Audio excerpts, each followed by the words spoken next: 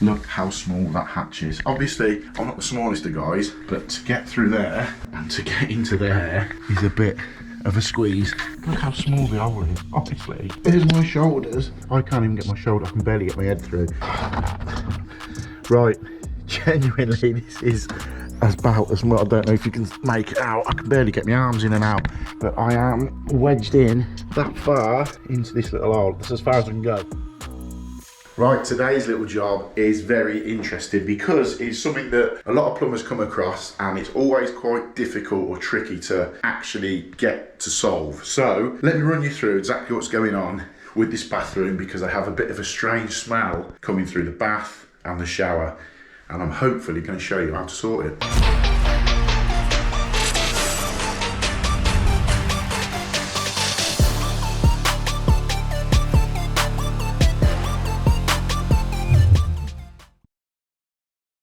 Right, welcome back to the channel. Hope everybody is doing well. First off, I want to apologise for not putting out that many videos in the last probably 3 to 4 weeks. I've done a few, but not the usual amount that I do. The reason being, June and July is always it's turned into a really busy, probably 6-week period with installer show and a few other little shows and stuff that's going on in the background, which is no excuse, I know that, but I have been out getting jobs done and I've got a backlog of videos to go out. So I'm going to sit there and get some edited up, really good jobbing videos, really good installation videos, and even today's video is a video that I think every single plumber has come across within their career, and it can be a real pain to try and fix the issue of smells in bathrooms. You'll have seen it from the little clip at the start of the video.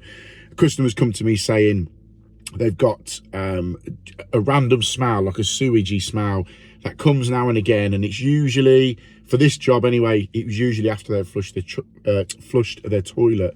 So follow me on this one and see exactly how I sort it out. Now, this one was done probably about 4 weeks ago. I've not had anything back from them, so I'm assuming what I do in this video is fix the problem. So that's always a good sign. Also, what I've been doing, again, with everything I've been doing, we've been filming a lot of podcasts. I co-host the Trade Legends podcast. If you haven't watched it or you don't know about it, I'll put a link in the description below. Trade Legends podcast is, we get tradespeople on, people that are well known within the industry, people that are up and coming in the industry, and just sort of asking them the backstory, be it brickies, electricians, plasterers. We've had stonemasons on. We've had the last video that went out the other day was the Super Trail competition. The boys come in who run Super Trail. Now that is becoming UK's or even Europe's biggest and best bricklaying competition. So that's a really interesting podcast, how that all come about. They went to Vegas and, you know, looked at it there, and they brought the model back over to the UK. But yeah, we have plumbers on. Yeah, we just do loads of cool stuff on it. So if you don't know about it, hit the link below. If you know about it, get subscribed, hit the like button, go back and watch some of the old podcasts. They're really good, really good. There's installer show ones, there's plumber social ones, everything, tool theft, a lot. Yeah, so we're just trying to boost that up a little bit. If you could jump on that, give it a subscribe, give it a follow, it'd be great.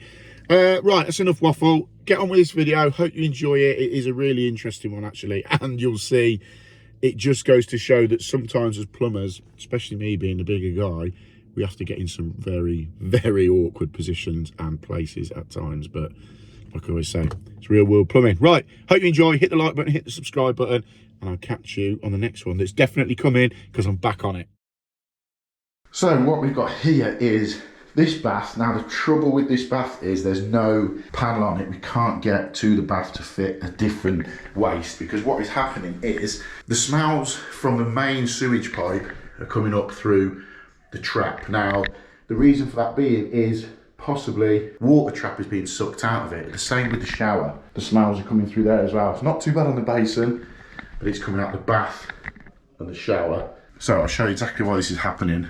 But to do that, I've got to try and fit through this. Look how small that hatch is. Obviously, I'm not the smallest of guys, but to get through there and to get into there is a bit of a squeeze. But let me show you. So that pipe there is the one coming from the bath, the waste for the bath. This pipe here is the 1.5 inch coming from the shower. They come in, they tee in together there, and then, if you can see it, they go into the soil stack just there at the back. So it's the two pipes teeing in together and going out there. Now, when the toilet's flushed, what it's causing is a little bit of a back siphonage, or pulling the air from these two pipes, and it's pulling the water traps out of the shower and out of the bath. So because it's all built in and it's all the way up there, can't get access underneath the shower, obviously, because it's all tiled in. We can't get access underneath the bath because the whole bath would have to be lifted up because there's no panel on it. The only way I can think of doing it, because the smell's coming back up through the pipe, is by using one of these, an inline trap. Let me show you how they work. So this is the inline trap. Now, let me just take the end of it off here. If you look down there, they're called a fanny trap. For obvious reasons, it's probably not the right name, but if you look at that, water can go that way, flow that way, but obviously it's not going to come. So if that is fitted, so that's just a tube trap. So if I fit that into there, like so, water's going to pass that way, but nothing is going to come back up that way, because obviously inside there you've got the trap, the seal, the plastic seal. That's not going to let any smells go back that way. But as the water comes out, obviously that opens up and allows the water to flow through. So what I propose to do is fit one of them here, and then the other one, if I can get it on, underneath there. Now, I said to the customer, I can't 100% guarantee it's going to stop the smells, but if the water's flowing one way and the air and the smell isn't coming back the other way, it should solve it. It's the easy solution. Otherwise, it's going to have to be completely repiped back, and possibly a new boss putting into a stack there that, to be honest, I don't think I can physically reach at all. Let's get cracking. Let's see if I can wedge myself into this little hole and cut in the first one. I think I'm going to do the one underneath the saw pipe first. We'll get that in, and then that one shouldn't be too bad. I just hope there's a little bit of movement left and right on these pipes. Now, the good thing with this is, obviously, that's the full length of it, so we're going to have to cut the pipe there and there, but it's got like a union fitting here.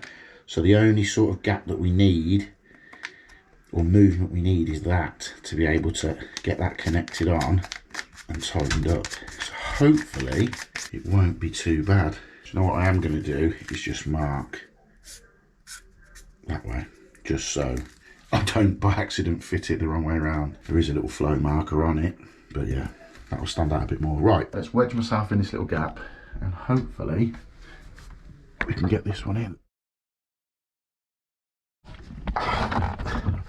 Right, genuinely, this is about as much. I don't know if you can make it out. I can barely get my arms in and out, but I am wedged in that far into this little hole. That's as far as I can go. So let me set the camera up if I can. I think there might be a wasp nest in here somewhere.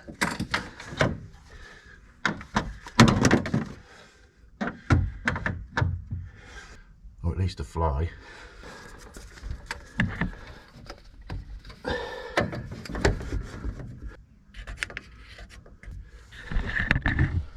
This is so tight. We've got that marked where we need it. Let's see if I can get these cutters in.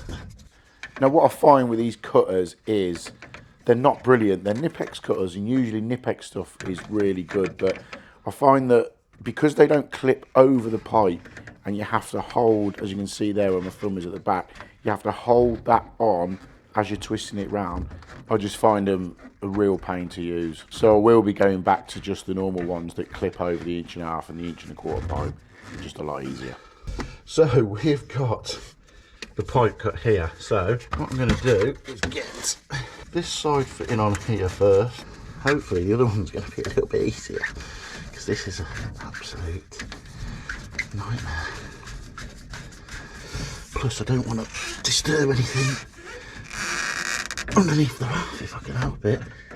And then this other side, the same again, we've got a nut, a spigot ring and a washer to go on. So tightening that on into place, then when that's done, we can just bring the two parts together.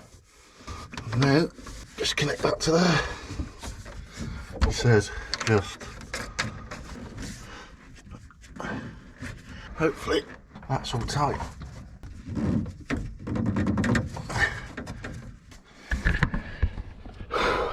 So that's one done. Right, what I'm going to do now is go and run the bath and make sure that first one's alright before we cut that second one in just here. Just run the bath there.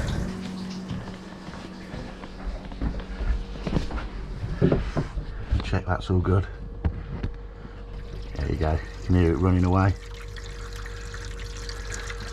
Yeah, I'm happy with that one. Right, let's get the bath off and get the second one cut in. So then we'll start the second one now. The same as the first one, we need to cut out that middle section. So we'll offer it up, mark the pipework, get the Nipex cutters that we all know aren't that good anyway. Cut them out, get the middle bit cut out, and we can get ready then to offer the inline trap into position. So we get the nut, outer ring, spigot ring, and washer off the one side and put it onto the pipework. Same the other side, get the nut, spigot ring, and washer onto the pipework. Then what we can do is actually offer the body into position, and as we know, the right hand side just clips in like a union. So we get that tightened up one end, get that tightened up the other end, and then that's that inline trap into position. So there we go, that's that one in and that one in. I'm just going to go now. Look how small the hole is, honestly.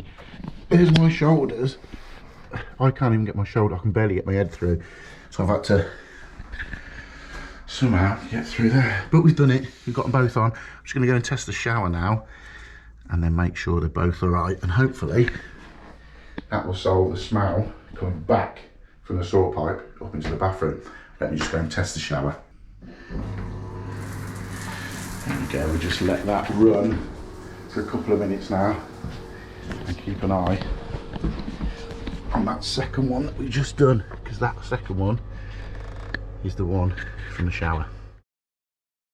So then I've just tested the shower out, and I don't know if you can hear it, but it is running through there. I've just put a rag under there because I've had the trap off, and I'll show you exactly why. You can just make out the water running through there, but by putting that trap in line, it's caused a little bit of an issue. So if I turn the shower on, let's do that one actually. If I turn the shower on, it's causing the water to back up a bit too much within the shower. It does drain away, but it takes a while for it to drain away. So, you can just see it here. After a while, it does just sort of put water in quicker than it's running away, because obviously that trap's gone in, and when it's closed, it just needs that little bit of gravity behind it to push it out. There you go. If I turn the shower off there, you can see it will drain away, but it just takes a little while. So what I'm going to do is whip out the diaphragm in that trap and just cut the end of it off a little bit.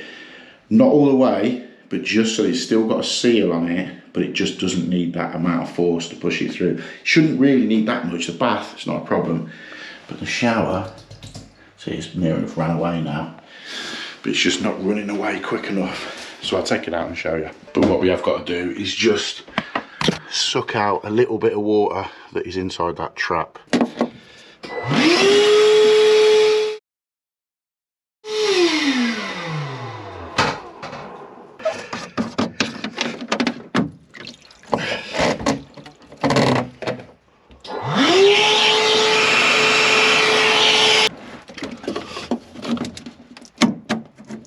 We've got the trap out. Let's take out this diaphragm and I'll show you what I mean. So that just pops off there. I mean, it doesn't take a lot, but it's just the pressure from that shower is just not enough. So what I'm going to do is slice across that bit there like this. Let me show you. It might work, it might not, but you need to give it a go because the shower as it is no good.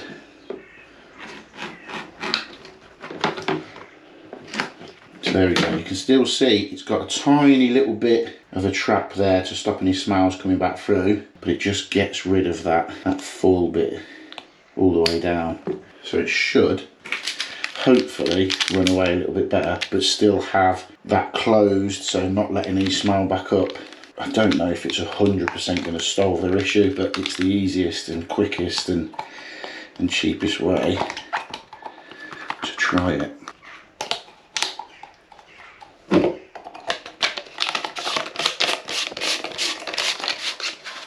Let's connect this back up in there and give it a test. Right, let's give it a try again, see if it runs away a bit better.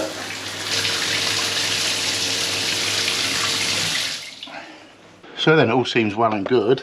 Right, let's have a tidy up in here. That's obviously there, as where I've had my cloth just on there, they're catching a little bit of water. Hopefully, them 2 valves that we've put in are going to stop the smells coming back up from that stack there. But yeah, it's always worth trying that. It's an easy way out, it's a cheaper way out than completely ripping out a bath, or at least getting the front off a bath, especially this one where you can't get the front off it. It's always worth seeing. If you can pop a couple of inline traps in like I have done, might save you a lot of hassle, so bear that in mind. Right, hit the like button, hit the subscribe button, drop me a comment, let me know what you think, and I'll catch you on the next one.